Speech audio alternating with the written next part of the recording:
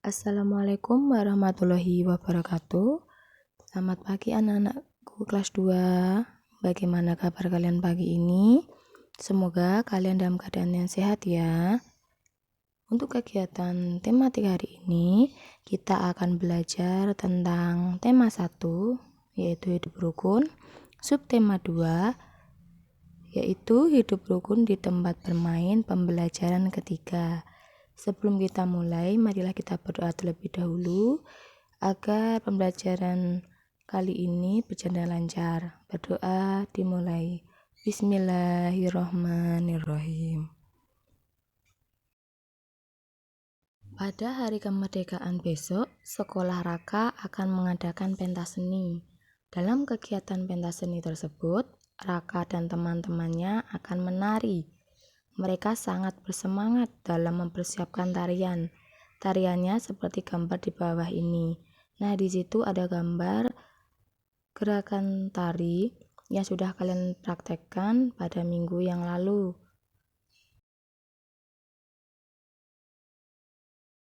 Berdasarkan gambar yang sudah kalian lihat di awal tadi, maka dapat disimpulkan bahwa menari itu adalah suatu kegiatan yang menggerakkan anggota badan dengan indah.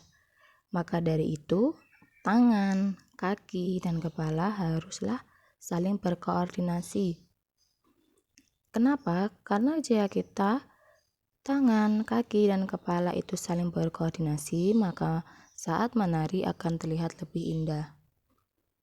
Saat menari, kita pasti melakukan gerakan. Gerakan itu bisa di tempat, bisa juga berpindah tempat. Contoh gerakan di tempat misalnya gerak kepala, gerak tangan, dan gerak kaki. Gerak kepala jika kita melakukan gerakan menoleh ke kanan, menoleh ke kiri, menunduk, seperti itu. Jika di tangan kita menggoyangkan tangan dan di kaki kita menghentak-hentakkan kaki ke lantai. Nah, selain itu, gerak tari juga bisa berasal dari gerak keseharian.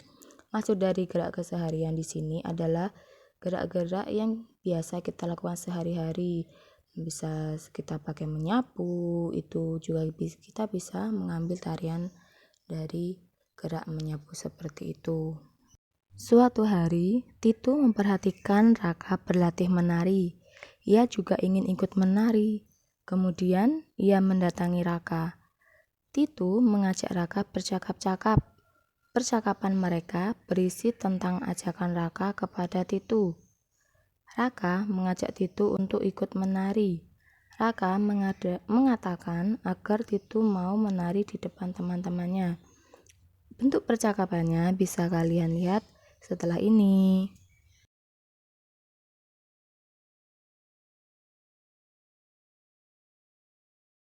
Hai Titu, mari ikut bermain bersamaku, menari dengan teman-teman. Tidak bisa Raka, aku malu. Tidak apa-apa Titu, kan kita belajar bersama-sama, kamu tidak perlu malu. Baiklah Raka, aku mau ikut, terima kasih.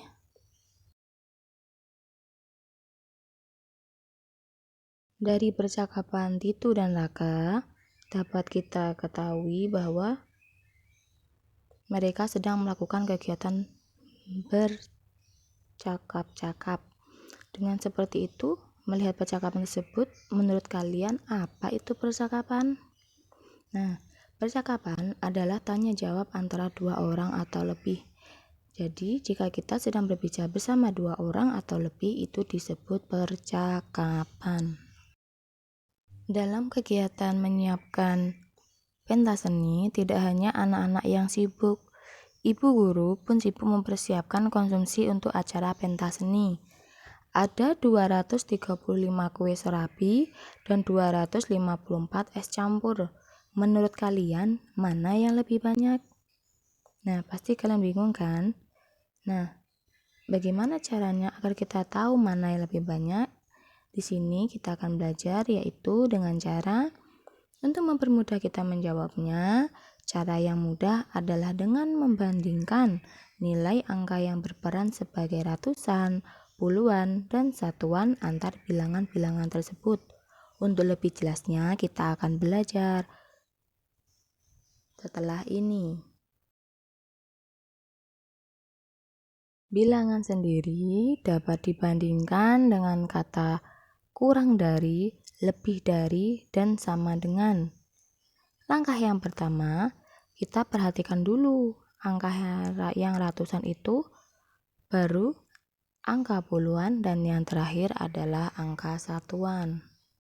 Nah, pada bilangan kurang dari, lebih dari, dan bilangan sama dengan, itu terdapat perbandingan-perbandingan yang bisa ditulis dalam bentuk simbol. Simbolnya seperti bisa kalian lihat, jika simbol seperti itu, yang pertama, simbol tersebut itu menunjukkan bilangan kurang dari. Sedangkan simbol kedua menunjukkan bilangan lebih dari. Simbol yang ketiga adalah sama dengan, menunjukkan bilangan sama dengan. Untuk mempermudah kita mengingatnya, pada simbol kurang dari itu adalah angka atau huruf, bentuk huruf, yaitu huruf K. Tetapi huruf K yang tegak itu bisa kalian hilangkan.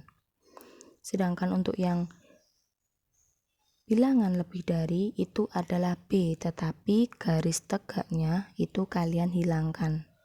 Itu adalah salah satu cara untuk mempermudah kita mengingat tentang simbol perbandingan bilangan.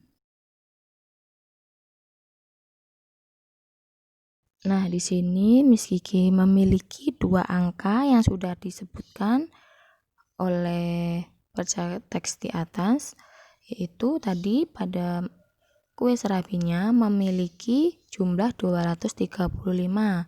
Sedangkan untuk es campurnya berjumlah 254.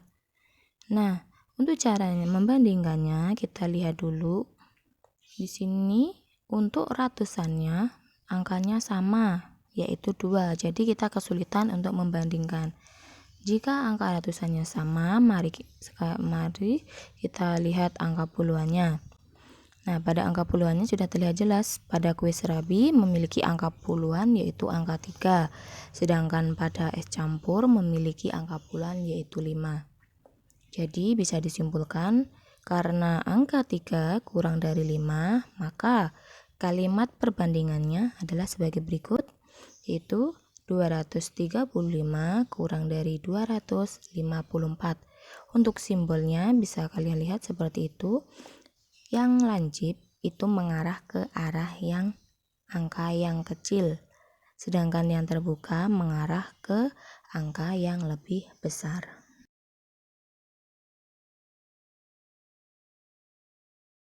Ada contoh kedua, yaitu Miss Kiki pakai angka yang lain, yaitu ada angka 239 dan angka 231. Nah, kita perhatikan dulu angka ratusannya bagaimana. Ya, angka ratusannya tetap 2. Kemudian kita lihat angka puluhannya, yaitu sama 3. Nah, bagaimana caranya? Jangan lupa masih ada satuannya.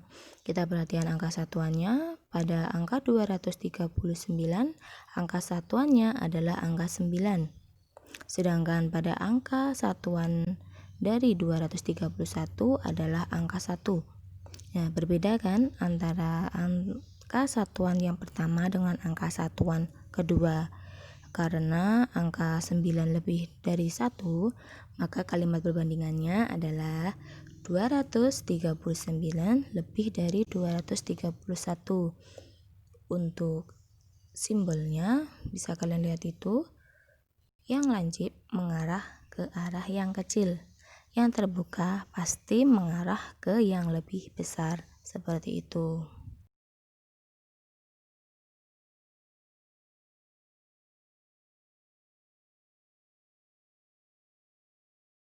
Bandingkan dua bilangan berikut dengan memperhatikan angka penyusunnya.